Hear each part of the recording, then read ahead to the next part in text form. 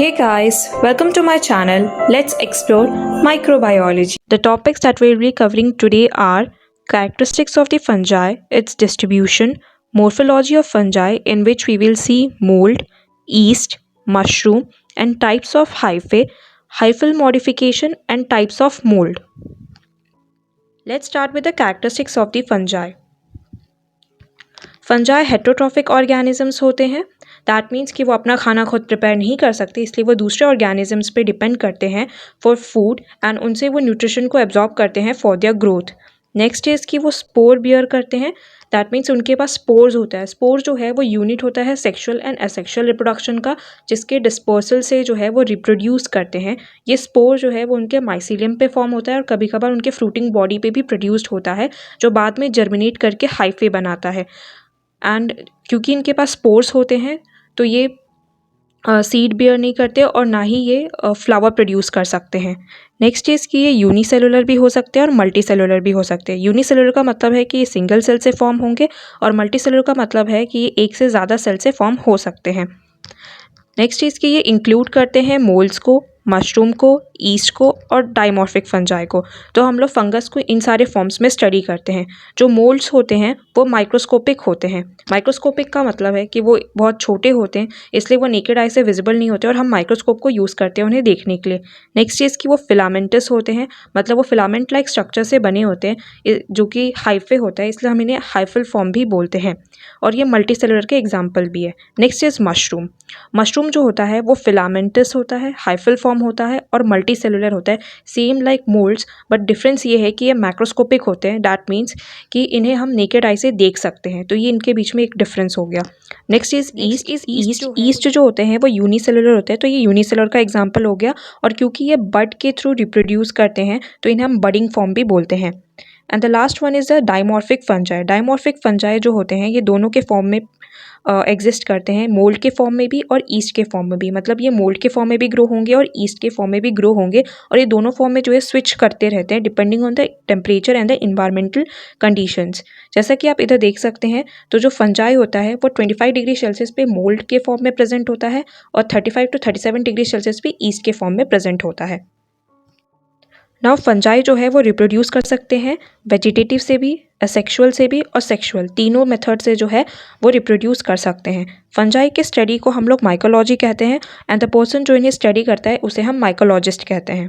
Next is the distribution of the fungi, मतलब fungi कहाँ कहाँ पे पाए जाते हैं और किस फॉर्म में वो प्रेजेंट होते हैं.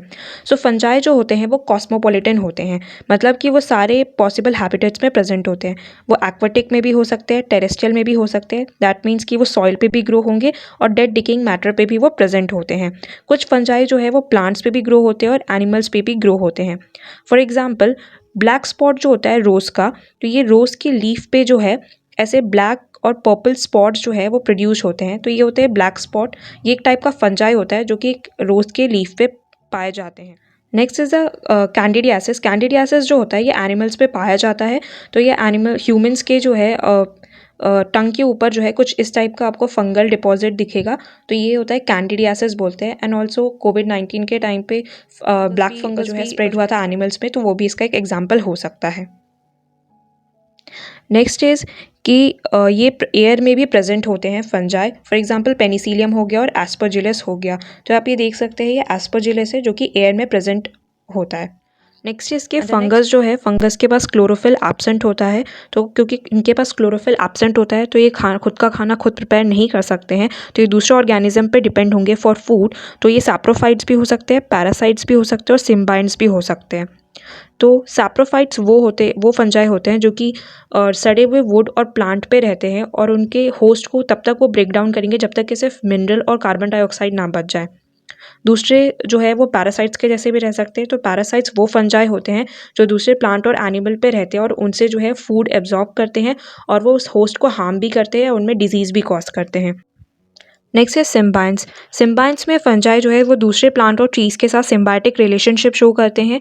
ये एक म्यूचुअल रिलेशनशिप होता है जिसमें दोनों को बेनिफिट होता है. फॉर एग्जांपल फंजाई के माइसेलियम प्लांट से न्यूट्रिएंट्स एब्जॉर्ब करेंगे फॉर ग्रोथ और उसके बदले वो प्लांट को वाटर और सॉइल से न्यूट्रिएंट्स प्रोवाइड करेंगे. फंजाई जो है वो बेस्ट ग्रो करते हैं एसिडिक एनवायरनमेंट पे और वो एसिडिक पीएच को भी टॉलरेट कर सकते हैं। फंजाई हाई शुगर कंसंट्रेशन को भी टॉलरेट कर सकते हैं और ड्राई कंडीशन में भी रह सकते हैं। बहुत सारे फंजाई जो होते हैं वो कुछ एप्लीगेट एरोब्स होते हैं, कुछ ऑब्लिगेट एनारोब्स होते हैं और कुछ फैकल्टेटिव एनारोब्स होते हैं। ऑब्लिगेट एरोब्स जो है वो फंजाई होते हैं जो जिन्हें ऑक्सीजन चाहिए होता है सर्वाइव करने के लिए, फॉर एग्जांपल मोल्ड हो गया। एंड ऑब्लिगेट एनारोब वो होते हैं जो एनारोबिक रेस्पिरेशन यूज़ करते हैं, मतलब इन्हें ऑक्सीजन की ज़रूरत नहीं होती बिकॉज ऑक्सीजन इनके मेटाबॉलिज्म को ख़राब कर देता है और ये फंजाई को मार भी देता है। और इसका एग्जाम्पल आता है कार्टियोडियोमाइकोटा जो कि कैटल्स के रूमेन में प्रेजेंट होते हैं। And the last one is facultative anaerobe. Facultative anaerobe जो है वो होते हैं जो कि ऑक्सीजन के प्रेजेंस और एब्सेंस दोनों में ही ग्रो करते हैं और इसका बेस्ट एग्जांपल आता है ईस्ट। ईस्ट जो है वो ऑक्सीजन के प्रेजेंस में एरोबिक रेस्पिरेशन करता है और इसके एब्सेंस में एनारोबिक फर्मेंटेशन करता है और वो इस तरीके से दोनों कंडीशन में ही सर्वाइव कर सकता है। Now let's talk about morphology of the fungi. So as you know कि फंजाई जो है वो यूनिसेलुलर फंजाई हो सकते हैं और मल्टी सेलुलर फंजाई हो सकते हैं। यूनिसेलुलर में आता है ईस्ट और मल्टी सेलुलर में आता है मोल्स और मशरूम्स। तो जो यूनिसेलुलर फंजाई होते हैं वो सिंगल सेल्ड फंजाई होते हैं, सिंगल सेल से बने होते हैं। इनकी साइज़ जो होती है वो 1 to 5 माइक्रोमीटर होती है वाइड और लेंथ होता है 5 to 30 माइक्रोमीटर इन लेंथ।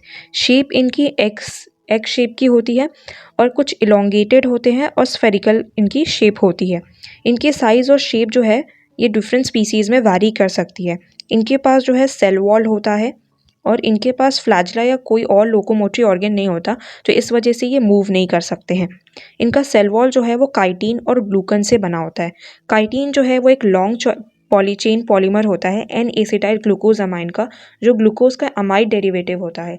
और काइटिन जो है वो दूसरा सबसे ज़्यादा मात्रा में पाया जाने वाला पॉलीसेकेराइड है नेचर में और ये फंजाई के सेल वॉल में प्रेजेंट होता है और साथ में ये कुछ आर्थ्रोपोड जैसे कि कॉकरोच या दूसरे इंसेक्ट्स के एक्सोस्केलेटन में भी होता है।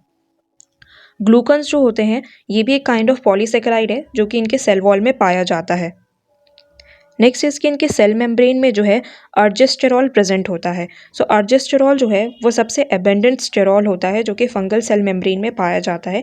ये मेम्ब्रेन की परमेबिलिटी और फ्लूइडिटी को मेंटेन करता है।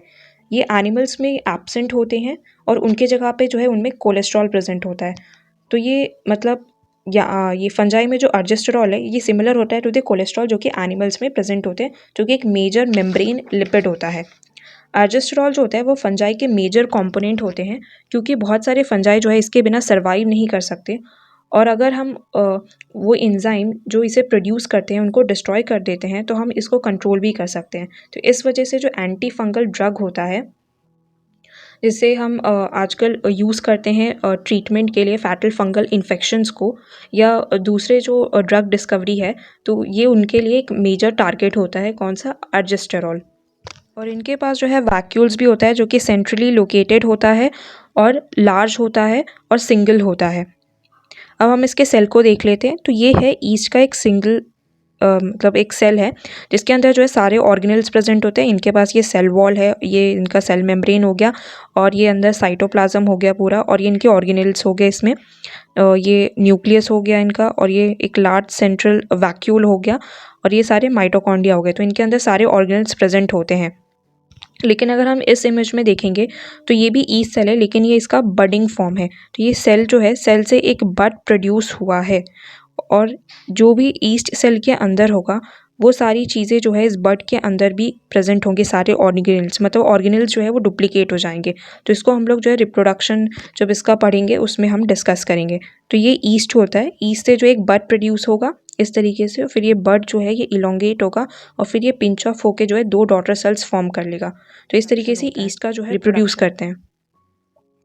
Next is multi cellular fungi. So multi cellular fungi भी जो है यूनिसेलुलर फंजाई के जैसे ही, मतलब ओवरऑल जो फंजाई इनके पास सेल वॉल होता है, ठीक है, और इनके पास भी फ्लैजेला नहीं होता तो ये लोकोमोशन नहीं कर सकते हैं एंड इनके पास जो है वैस्कुलर ऑर्गेन्स नहीं होते, तो ये नॉन वैस्कुलर ऑर्गेनिजम्स होते हैं, मतलब इनके पास जाइलम और फ्लोएम जो है वो एब्सेंट होता है।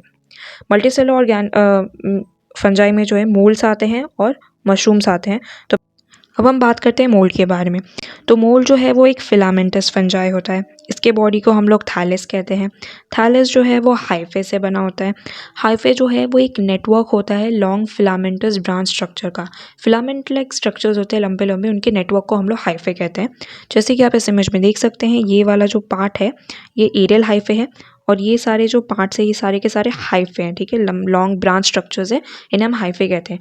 फिर ये हाइफे जो एक एग्रीगेट फॉर्म करेगा, एक थ्रेड लाइक डेंस नेटवर्क बनाएगा और इस मास ऑफ हाइफे को हम लोग कहते हैं माइसीलियम, ठीक है। तो जब ये बहुत सारे हाइफे मिलकर एक मास फॉर्म कर लेते हैं तो उन्हें हम माइसीलियम कहते हैं। तो मोल्ड ज़्यादातर हमें ब्रेड के ऊपर दिखाई दे सकती है। तो ये ब्रेड का सरफेस है, उसके नीचे जो है हमें ये माइसीलियम दिखाई दे सकता है और उसके ऊपर ये एरियल हाइफे होते हैं। अब ये हाइफे के ऊपर ये ऑरेंज स्ट्रक्चर जो है ये स्पोरेंजियम होता है, जिसके अंदर स्पोर्स होते हैं और ये स्पोर्स जो है बाद में जर्मिनेट होकर जो है हाइफे प्रोड्यूस करेंगे। माइसीलियम जो होते हैं वो सरफेस पे ग्रो हो सकते हैं, सॉइल पे ग्रो हो सकते हैं और डेड डिकेइंग मैटर पे ग्रो हो सकते हैं, लिक्विड और लिविंग टिश्यू पे भी ये ग्रो हो सकते हैं। अगर हम इस सिंगल हाइफे को जो है एनलार्ज करके देखेंगे तो इससे कि आपको पता है कि फंगस के पास सेल वॉल होता है, उसके अंदर सेल ऑर्गेनल्स प्रेजेंट होते हैं और सेल वॉल काइटिन से बना होता है और उसमें ग्लूकन्स भी होते हैं।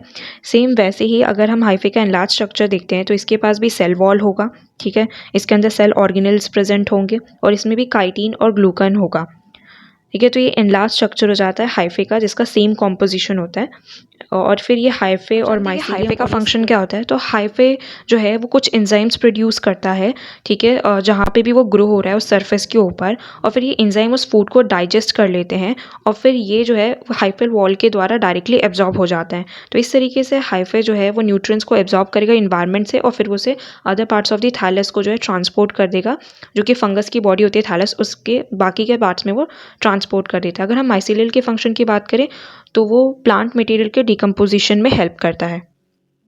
नाउ अगर हम दूसरे मल्टीसेलुलर फंगस के एग्जाम्पल की बात करें तो वो होता है मशरूम। तो मशरूम जो होती है इसकी स्ट्रक्चर भी थोड़ी बहुत मोल्ड के जैसे ही होती है। तो इसकी भी प्लांट बॉडी जो कि थैलस होता है वो उसमें एक फ्रूटिंग बॉडी होता है। तो ये वाला स्ट्रक्चर जो है रिप्रोडक्टिव स्ट्रक्चर है, फ्रूटिंग बॉडी होता है, ठीक है, और जो कि अगेन हाइफे से बना होता है। ये पूरा जो है हाइफे है और फिर ये नीचे जाके जो है हाइफे एक एग्रीगेट फॉर्म कर रहे हैं, इसको हम लोग बोलते हैं माइसीलियम, ठीक है। तो ये माइसीलियम बना लेते हैं। तो इनके स्ट्रक्चर सेम होते हैं, बस ये मैक्रोस्कोपिक होते हैं, इन्हें हम विजिबल आई से देख सकते हैं। तो अगर हम मोल्ड की बात कर रहे थे अभी, तो अगर हम मोल्ड को देखें तो आपको पता है कि मोल्ड जो है वो ब्रेड पे दिखाई देता है। आपने अपने घर पे देखा होगा कि ब्रेड के ऊपर जो इस तरीके से फंगस लग जाता है, ठीक है, तो इसे हम लोग कहते हैं मोल्ड, ठीक है। अगर इसका हम एनलार्ज या माइक्रोस्कोपिक व्यू देखते हैं तो उसमें हमें ये दिखाई देगा कि ये ब्रेड जो है इसके ऊपर ये फंगस जो है इसके माइक्रोस्कोपिक व्यू कुछ इस टाइप का दिखाई देता है। ये हमारे स्पोरेंजियम होंगे, इसके अंदर स्पोर्स होंगे, ये हमारे हाइफे है, ठीक है, और ये नीचे जाके जो है माइसीलियम फॉर्म कर रहे हैं, तो इसे हम मोल्ड बोलते हैं, ठीक है। और ये एक और इमेज है इसका ताकि आपको क्लियर व्यू मिल सके इसका। और ये है मशरूम। ये मशरूम जो है ये इसके ये हाइफे है पूरे। तो ये हाइफे एक फ्रूटिंग बॉडी बना रहे हैं, ठीक है, और फिर ये हाइफे जाकर जो है इस तरीके से पूरा माइसीलियम बना रहा है और ये माइसीलियम के पास भी स्पोर्स होते हैं जहाँ से ये हाइफे जर्मिनेट हो सकते हैं और इस फ्रूटिंग बॉडी के पास भी स्पोर्स होते हैं जहाँ से हाइफे प्रोड्यूस हो सकता है। और अगर एक और इसका इमेज देखें तो ये रहा मशरूम और ये रहे इसके हाइफे जो कि अंडर द ग्राउंड प्रेजेंट है। नाउ सपोज करो कि this is hyphae, okay. So hyphae में अगर इस तरीके से जो है इसे हम क्रॉस वॉल कहते हैं। तो ये क्रॉस वॉल जो है ये सेप्टा भी बोल सकते हैं, ये प्रेजेंट हो भी सकता है और नहीं भी हो सकता है। तो ये क्रॉस वॉल, ये सेप्टा जो होते हैं वो हायर फंजाई में प्रेजेंट होते हैं और लोअर फंजाई में प्रेजेंट नहीं होते। तो इसके बेसिस पे हाइफे जो होते हैं ना वो 3 फॉर्म्स में होते हैं। एक होता है सिनोसिटिक या नॉन सेप्टेट हाइफे, एक होता है septate with uninucleate cells and तीसरा होता है सेप्टेट विथ मल्टीन्यूक्लिएट सेल। जो सिनोसिटिक हाइफे होते हैं उनके पास जो है इस तरीके के सेप्टा नहीं होते, तो ये कुछ इस टाइप के आपको दिखाई देंगे। तो ये जो बाहर वाला है ये सेल वॉल हो गया, ठीक है, और ये अंदर जो आपको सर्कुलर दिख रहा है ये न्यूक्लियस हो गया और इनके बीच में जो है इस तरीके से कोई सेप्टा प्रेजेंट नहीं है। तो ये हो गया हाइफे विथ नो सेप्टा। अब आता है सेप्टेट विथ यूनिन्यूक्लिएट सेल। ऐसे सेप्टा जो होते हैं, इन ऐसे हाइफे जो होते हैं इनके पास सेप्टा प्रेजेंट होता है, जैसे कि आप यहाँ पे देख सकते हैं ये आपको ये देखिए ये सब जो है सेप्टा दिखाई दे रहे हैं, ठीक है, और इनके बीच में जो है न्यूक्लियस भी है, लेकिन हर सेप्टा के बाद जो है एक ही न्यूक्लियस है, ठीक है। तो ये सेप्टेट होते हैं विथ यूनिन्यूक्लिएट सेल। और ये सेप्टा के बीच में जो है एक पोर भी होता है, ठीक है। नेक्स्ट चीज़ आता है septate with multinucleate cell. ऐसे हाइफे के पास जो है सेप्टा तो होता ही है, लेकिन हर एक कंपार्टमेंट में जो है एक से ज़्यादा न्यूक्लियस होते हैं, तो उनको हम लोग बोलते हैं septate with multinucleate cell. इसका हम यहाँ पे एक लार्जर व्यू देख सकते हैं तो आपको ज़्यादा अच्छे से समझ आएगा। तो ये है सेप्टेट हाइफे, जैसा कि आप देख सकते हैं ये एक हाइफे है, यहाँ पे सेप्टेट है, इसके बीच में पोर है और ये न्यूक्लियस है। तो ये क्योंकि यूनी न्यूक्लियट सेल हो जाएगा, एक ही न्यूक्लियस है। यहाँ पे ये सिनोसिटिक हाइफे, यहाँ पे कोई भी सेप्टा फॉर्म नहीं है, सिर्फ एक हाइफे और यहाँ पे सिर्फ न्यूक्लियस प्रेजेंट है। तो ये हो गया सिनोसिटिक हाइफे। और ये होते हैं septate hyphae with multinucleate cell. यहाँ पे ये आपको देख सकते हैं, ये सेप्टा है, बीच में पोर्स है और ये सारे न्यूक्लियस है। तो एक कंपार्टमेंट में, एक सेल में जो है एक से ज़्यादा न्यूक्लियस दिख रहे हैं आपको। तो ये हो गया मल्टी न्यूक्लियट सेप्टा।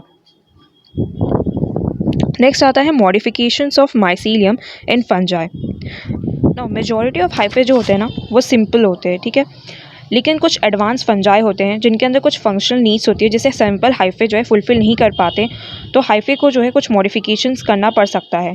तो हाइफल मॉडिफिकेशन या एग्रीगेशन जो है ज़रूरी होता है कुछ फंक्शन, स्पेसिफिक फंक्शंस को फुलफिल करने के लिए फंजाई के लाइफ साइकिल के दौरान। सो इसलिए यहाँ पे कुछ इंपॉर्टेंट हाइफल मॉडिफिकेशंस है फंजाई के। तो 8 हाइफल मॉडिफिकेशंस है। First one is prosenchyma, second is pseudoparenchyma, third is rhizomorphs जिसे माइसीलियल कॉर्ड भी बोलते हैं, फोर्थ इज़ स्क्लेरोटियम, प्लूरल में से स्क्लेरोटिया कहते हैं, fifth is appressorium which is in plural we called it as appressoria, six is haustorium, plural is haustoria, seventh is stroma, and at last comes the snares which is also known as hyphal traps. तो अब इनके बारे में एक एक करके देखते हैं। First is prosenchyma. तो प्रोजेनकाइमा में जो हाइफे होते हैं वो एक दूसरे से जो है लूजली पैक्ड हो जाते हैं, एकदम टिश्यू के जैसे, ठीक है। तो एक लूजली पैक्ड स्ट्रक्चर बना देते हैं, जैसे कि स्ट्रेटेड मसल्स में आपने देखा होगा, एग्जैक्टली सेम उसकी तरह। जैसे कि आप इस इमेज में देख सकते हैं, ये है प्रोजेनकाइमा। ये सारे क्या है, हाइफे होते हैं, ठीक है, ये हाइफे है और ये एक दूसरे से लूजली पैक्ड हो चुके हैं और एक स्ट्रक्चर इन्होंने बना लिया है। एग्जैक्टली स्ट्रेटेड मसल जैसा ये स्ट्रक्चर आपको दिख रहा होगा। एंड इसमें आप जो है इस हाइफे को जो है आइडेंटिफाई कर पा रहे हैं, सिंगल हाइफे को आप आइडेंटिफाई कर पा रहे हैं। तो इसमें जो है हाइफे के जो है इंडिविजुअलिटी लॉस नहीं होती है। तो ऐसे हम मॉडिफिकेशन को प्रोजेनकाइमा कहते हैं, या इसे हम प्लेक्टेनकाइमा भी बोल सकते हैं या प्रोजोप्लेक्टेनकाइमा भी बोल सकते हैं। Now next comes the pseudoparenchyma. Okay, so pseudoparenchyma में क्या होता है, सूडोपेरेन्काइमा में जो हाइफे होते हैं, सूडोपेरेन्काइमा में जो हाइफे होते हैं ना वो एक दूसरे से क्लोजली इंटरट्वाइंड होते हैं, मतलब क्लोजली कनेक्टेड होते हैं एक दूसरे से, लाइक अ टिश्यू। ओके, जैसा कि आपने हायर प्लांट्स में देखा होगा, जो पेरेन्काइमेटस सेल्स होते हैं ना, एग्जैक्टली उसके जैसे आपको ये दिखाई देंगे। तो ये सूडोपेरेन्काइमा। ओके, तो ये एक दूसरे से एकदम क्लोजली इंटरट्वाइंड है, बिल्कुल भी इनमें गैप आपको दिखाई नहीं देगा। और क्योंकि यहाँ पे हम सिंगल हाइफे को जो है आइडेंटिफाई नहीं कर पा रहे और ना ही दूसरे हाइफे से डिस्टिंग्विश कर पा रहे हैं, तो यहाँ पे हाइफे की जो है इंडिविजुअलिटी लॉस हो जाती है और इसे हम लोग पैराप्लेक्टेनकाइमा भी बोलते हैं। Next is राइजोमॉर्फ्स। राइजोमॉर्फ्स में जो सोमैटिक हाइफे होते हैं वो एक दूसरे से पैरेलली जो है टाइटली अटैच्ड होते हैं और एक थिक स्ट्रैंड बनाते हैं, एग्जैक्टली रूट लाइक स्ट्रक्चर बनाएंगे, जैसा कि आप इस इमेज में देख सकते हैं। ये है राइजोमॉर्फ, इन्हें हम माइसीलियल कॉर्ड्स भी बोलते हैं। ओके, ये जेलेटिनियस होते हैं, डार्क ब्राउन होते हैं और एक रोप लाइक इनकी कॉइल्ड स्ट्रक्चर होती है। और क्योंकि यहाँ पे हम एक इंडिविजुअल हाइफे को आइडेंटिफाई नहीं कर पा रहे हैं, तो यहाँ पे भी इनकी हाइफे की इंडिविजुअलिटी लॉस हो जाती है। Next comes the sclerotium. Sclerotium जो होता है ना वो एक स्फेरिकल ग्लोबोस लाइक स्ट्रक्चर होता है। ये बहुत सारे हाइफे के एग्रीगेशन से बने होते हैं। इनका काम होता है फूड को कलेक्ट करना और ये वेजिटेटिव रिप्रोडक्शन में भी हेल्प करते हैं। कुछ फंजाई में ये रेस्टिंग स्टेज भी होते हैं और ये बहुत लंबे समय तक सर्वाइव कर सकते हैं, even for many years. And here is the image of the sclerotium as you can see. Next is appressorium, जिसे हम प्लूरल में एप्रेसोरिया भी कहते हैं। सो एप्रेसोरियम में क्या होता है कि जैसा कि आप इस इमेज में देख सकते हैं, ये एक स्पोर है, स्पोर से जो है जर्म ट्यूब प्रोड्यूस हुआ है और ये जो कि बाद में जाके एक इन्फेक्टिंग हाइफे बनाएगा, ठीक है। तो ये आखिरी में जो आपको स्वोलन स्ट्रक्चर दिख रहा है, इसे हम कहते हैं एप्रेसोरियम ऑफ द इन्फेक्टिंग हाइफे, और ये हेल्प करता है हाइफे को अटैच होने के लिए to the surface of the host cell और उसे फिर हाइफे को पेनिट्रेट करने में भी ये हेल्प करता है। ये ज़्यादातर पैरासिटिक फंजाई में हमें दिखाई देते हैं, जैसे कि रस्ट हो गया, पाउडरी माइल्ड्यूज हो गया, और फिर ये एप्रेसोडियम जो है बाद में जाकर एक इन्फेक्शन पैक प्रोड्यूस करते हैं, जैसा कि आप यहाँ पे देख सकते हैं। Now next is haustorium. So haustorium जो होते हैं वो एक ऑब्लिगेट पैरासाइट के सेल के अंदर एब्जॉर्बिंग स्ट्रक्चर्स होते हैं, जैसे कि आप इस इमेज में देख सकते हैं, दिस इज़ हॉस्टोरियम। तो जब एक इन्फेक्टिंग हाइफे जो होता है वो पेनिट्रेट करेगा होस्ट सेल के अंदर, ठीक है, और फिर ये एक हॉस्टोरियम बना देता है। ये हॉस्टोरियम का फंक्शन क्या होता है, ये हेल्प करता है फूड मटेरियल्स को एब्जॉर्ब करने में फ्रॉम द होस्ट टिश्यू। इसकी साइज़ और शेप जो है वो वैरी कर सकती है। इसका शेप नॉब लाइक होता है, इलोंगेटेड हो सकता है, या फिंगर लाइक या ब्रांच भी हो सकते हैं। As you can see in the image, this is the haustorium. Next comes the stroma. Stroma जो होते हैं वो एक कॉम्पैक्ट स्ट्रक्चर होते हैं, सोमैटिक स्ट्रक्चर होते हैं, बहुत फ्लैट होते हैं और कुशन जैसे होते हैं। इनके अंदर फ्रक्टिफिकेशंस दिखाई देते हैं। फ्रक्टिफिकेशंस का मतलब होता है कि इनके पास कुछ स्ट्रक्चर्स होते हैं जिनमें स्पोर प्रेजेंट होते हैं। As you can see here, this is the stroma. Okay, ये एकदम फ्लैट स्ट्रक्चर है, आपको दिख रहा होगा। Next comes the snare. Snare जो होता है इसे हम हाइफल ट्रैप भी कहते हैं। सो कुछ प्रेडेटर फंजाई होते हैं, तो उनके अंदर जो हाइफे होते हैं वो कुछ इस टाइप का स्ट्रक्चर बना लेते हैं, सर्कुलर स्ट्रक्चर बना लेंगे जो कि एक ट्रैप के जैसे काम करेगा, और फिर वो स्मॉल एनिमल्स को उसे यूज़ करते हैं कैप्चर करने के लिए, लाइक नीमाटोड्स हो गया एंड प्रोटोजोन्स हो गया।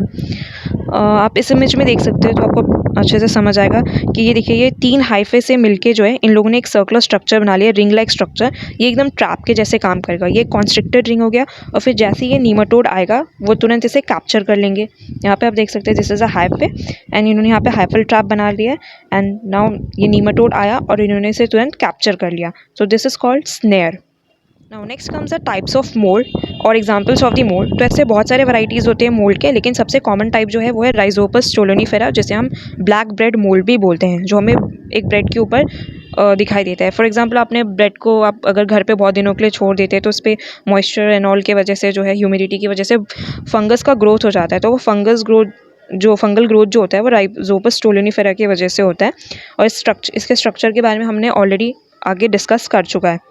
नेक्स्ट कम्स द पेनिसिलियम, जो कि अनदर टाइप ऑफ मोल्ड है, और जिससे कि एंटीबायोटिक पेनिसिलिन को हमने डराइव किया था, और ये बहुत सारी जगह पे आपको मिल सकता है, वाटर डैमेज स्ट्रक्चर्स में, इवन फूड में भी आपको दिखाई दे सकता है, और एयर में भी ये प्रेजेंट होता है। And this is the structure. And at last comes the Aspergillus. और एस्परजिलस जो होते हैं इनके पास बहुत सारी कार्सिनोजेनिक वेराइटीज़ होती है, मतलब ये कैंसर कॉजिंग होते हैं, और ये आपको एयर में प्रेजेंट मिलेगा, इंडोर्स मिलेगा, और ये बहुत सारे रेस्पिरेटरी प्रॉब्लम्स भी कॉज करते हैं। So yeah that's it for today. I hope आपको चीज़ें समझ आई होंगी। So this is part 1 of the unit fungi. In the next part we will discuss the types of reproduction, types of nutrition and the types of thallus, and in the last part we will discuss the most frequent question asked in the end semester and the questions जिनकी probability है आने की with the answer writing. तो अगर आपको video अच्छा लगा तो प्लीज़ लाइक करें, एंड अगर आप इस चैनल पे न्यू हैं तो प्लीज़ सब्सक्राइब करें, and also turn on the notification button to get notification soon. And if you have any queries please comment down below. Till then, stay tuned, stay happy. Thank you.